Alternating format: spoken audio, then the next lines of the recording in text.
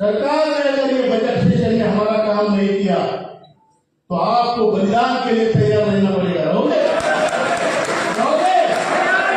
क्योंकि हमने ठान लिया है, सड़ते सड़ते मरने से अच्छा है तुम लड़ते लड़ते मर। बराबर? हमने ठान लिया है, जो भी होगा पानी निकालेंगे। कोई बोलेगा छोड़ दो, नहीं निकलता, हमें मालूम नहीं निकलेगा। बराबर? क्यों निकलेगा? क्योंकि हमारी इतने लोगों की संभावना है, इतने लोगों का संघर्ष है, तो जाया नहीं जा सकता। बराबर?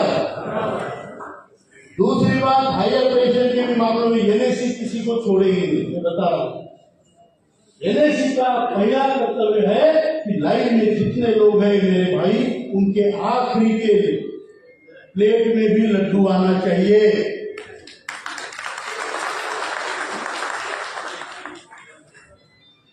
और इसके लिए हम संघर्ष करते। ये कोई एक सरकार से लड़ाई नहीं है, ये व्यवस्था से लड़ाई।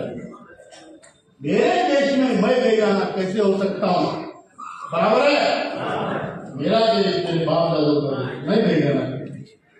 तुम सबको बांट रहे हो, मेरा अधिकार मैं देख रहा हूं, मेरा खजाना है, उस पर कुंडली मार के कोई और बैठा है और पीछे से कोई उसको फाड़ के लेके जा रहा है। ये हमें मानने नहीं है, तो हमें संघर्ष करना पड़ेगा, जरूर करना पड़ेगा। मंजूर है? हम दिखाएंगे कि हम जिंदा है, इस सरकार को दिखाएंगे, इस व्यवस्था को। अब प्रॉब्लम यह होता है कि हमें भी एकता नहीं होती। बराबर?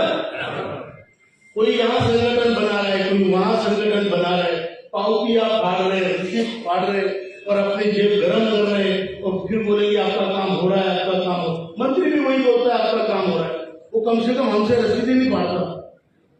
बराबर है?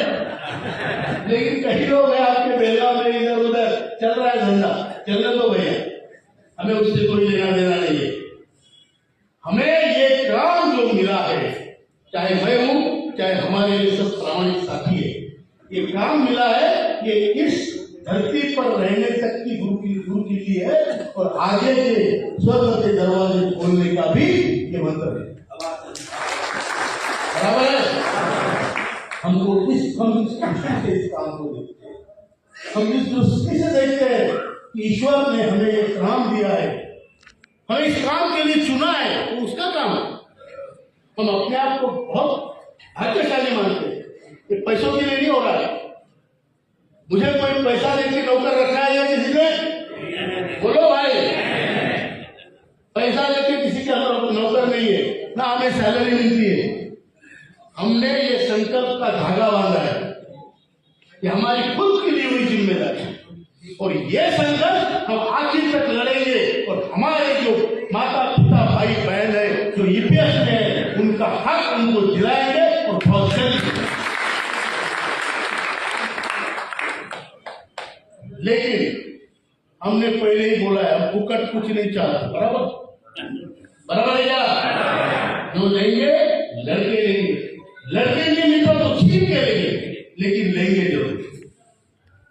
हमें अपेक्षा है कि इस बजट में, मेरा भाषण दीदी रिकॉर्ड कर रही है, ये भाषण बहुत दूर तक जाना भी चाहिए।